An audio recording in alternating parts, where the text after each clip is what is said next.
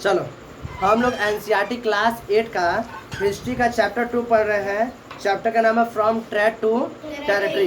कल इसमें हम लोग जो टॉपिक पढ़े थे उस टॉपिक का नाम था East India Company begins trade in Bengal.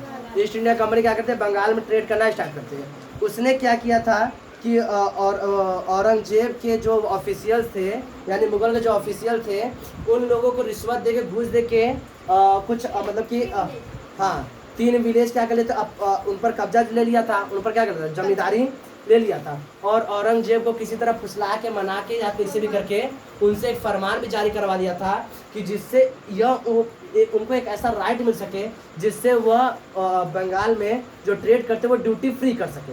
ये इतना हम लोग कल देख चुके थे। आज का जो हमारा जो टॉपिक है the trade led to battles.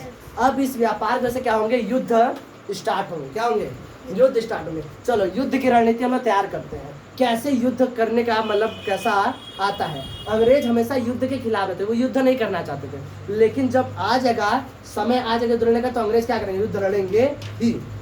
आओ देखते हैं the trade led to battles. अब क्या होता है, कैसे ट्रेड बैटल्स में यानी युद्ध में कैसे तब्दील हो जाता है, ये हम लोग देखने जा रहे हैं। क्या होता है, द कंपनी ट्राइड कंटिन्यूअसली। अब कंपनी हुआ क्या था कि कंपनी ने फरमान जारी करवाया था जिससे यह था कि अब जो ब्रिटिश कंपनी है वह जो काम करेगी वो कैसा रहेगा, ड्यूटी फ्री रहेगा। लेकिन उनके जो ऑफिशियल थे, कंपनी के जो ऑफिशियल थे, वो अपना जो प्राइवेट वर्क करते थे उससे भी क्या ड्यूटी फ्री मानते थे, ड्यूटी फ्री मानते थे। तो यही थोड़ा दिक्कत होता। अब क्या होता था, इसके अलावा फरमान मिला है, इसके बावजूद भी कंपनी और कंसेशन चाहती थी, कहती थी और हमें छूट दो, हमें इसमें भी छूट दो, उसमें भी छूट दो, खाने में छूट दो, पीने में, हर चीज में छूट चाहिए था। वो कंसेशन और ज्यादा चाहती थी, और दो और दो और दो, ऐसे करके रट लगाए रहते थे। The company tried continuously to press for more concession and manipulate existing privileges. Aurangzeb फरमान, औरंगजेब का जो फरमान था उसको मैनिपुलेट यानी अपने से बना देते थे।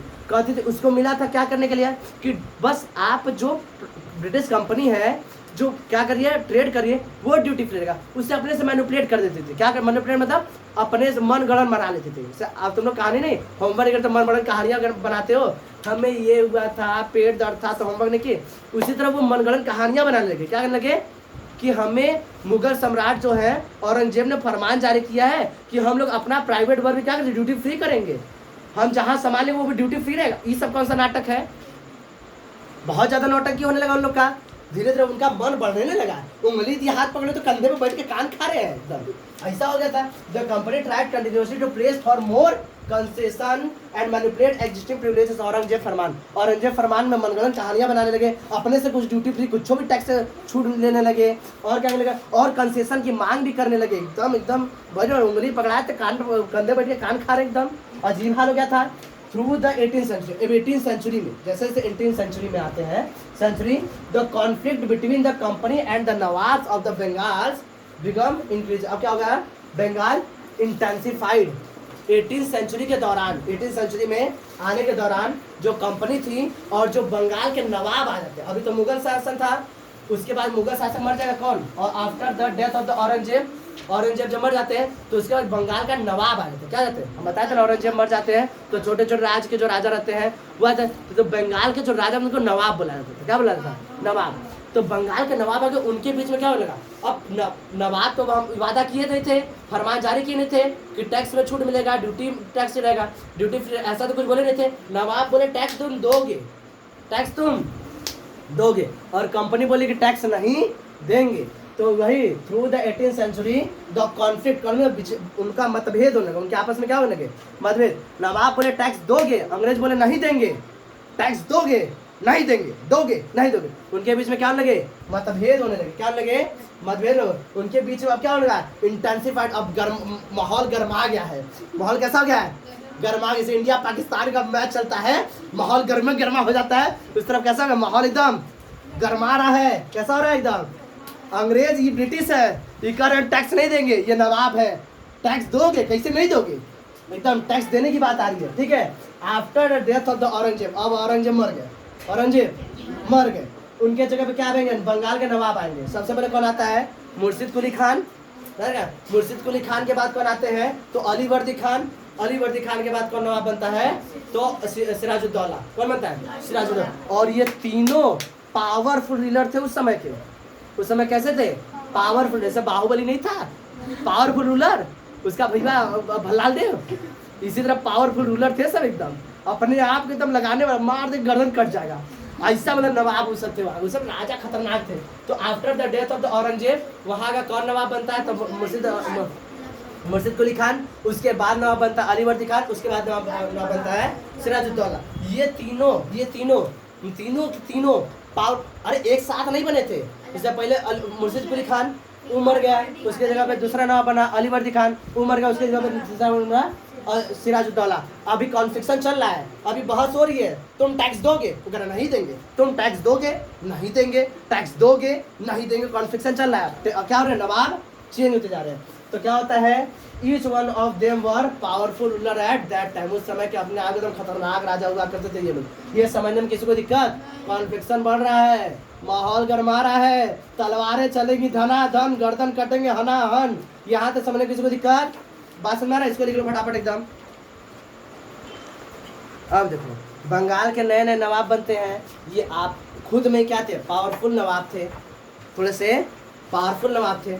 होता क्या है कि ये जो लोग रहते हैं, जो नवाब बनते हैं, they refuse to grant the company concession. उन्होंने क्या किया कि जो भी फरमान में उनको कंसेशन मिला था, जो भी टैक्स ड्यूटी फ्री जो ट्रेड उनको मिला था, कंसेशन मिला था, उन सभी कंसेशन को वो लोग क्या करते थे? निरस्त कर दिया। कहता था कोई कंसेशन नहीं, नो कंसेशन, व्यापार करो, इससे भारत वाले देते हैं टैक्स, वैसे तुम हो देखो अलग से तुम लोग को कोई वैसा लफड़ा नहीं है, तुम्हें टैक्स देना पड़ेगा, टैक्स तुम भी दोगे। बस they refuse to grant the company concession. वो कंपनी किसी प्रकार कंसेशन देने से क्या कर दिए? मना कर दिए, करे कंसेशन नहीं है। और तो डिनाइड इट एनी राइट, और भी जो उनको राइट्स मिलते हैं उन सभी क्या कर दिए? डिनाई कर दिए, यानी मना कर दिए। और क्या कर दिए? To mint the coins. और वो लोग जो सिक्का ढलाता है ना, से क्या कर देते हैं? ढला देते। तो वो सिक्के ढालने से उनका अधिकार क्या कर लिए? छीन लिए। वो सिक्के ढालने का भी अधिकार ले चुके थे, सिक्के ढालने का अधिकार उनका क्या कर लिए? छीन लिए, मना कर देकर नहीं तुम्हारे पास अब अधिकार नहीं कि तुम सिक्का ढालो। और तो और क्या करते? And stopped him to form the extending for fortification.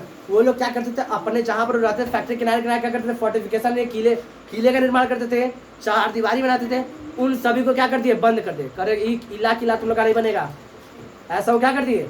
बंद कर दिया। अब अंग्रेज के तो अब क्या होगा? एकदम उस सब एकदम नाग बन जाएंगे एकदम। अब उनके बेचारे छाती में एकदम सांप लौटने पड़े लगेगा, कहेंगे अरे ये क्या, एकदम फनफना जाएंगे एकदम उस सब, एकदम नहीं एकदम से एकदम फनफना, ये क्या कर रहा है? सारी चीज, सारे अधिकार छीन रहा है। The conflict led the famous battle of Plassey. और ये सभी कॉन्फ्लिक्शन क्या हो गए? ये सभी मतभेद की वजह से क्या होते हैं? एक बहुत ही खतरनाक युद्ध होता है जिसको प्लासी के युद्ध के नाम से वह फेमस है। प्लासी के युद्ध के नाम से फेमस है। अब प्लासी का युद्ध कैसे होता है? किन के बीच में होता है? कौन जीतता है, कौन हारता है, किसकी मृत्यु होती है, उसका क्या रिजल्ट निकल के आता है, ये हम लोग पढ़ेंगे कल। आज के लिए इतना। ये समझने में किसी को दिक्कत? युद्ध का माहौल बन के तैयार हो रहा है, मैदान तैयार करो।